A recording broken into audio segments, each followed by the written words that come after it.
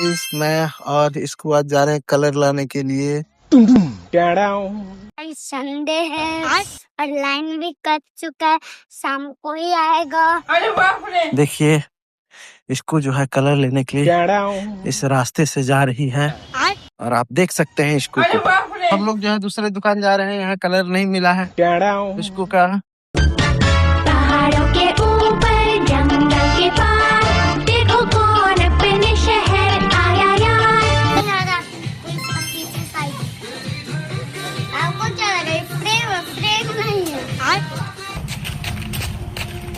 और बताइए गाइस, दोस्तों आप देख सकते हैं इसको अब धीरे धीरे अपने घर तक पहुंच गई है।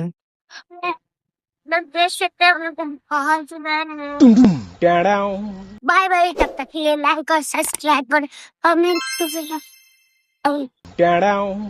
हेलो गाइस, अब हम लोग घर आ गए। मैं रेस्ट करूंगी।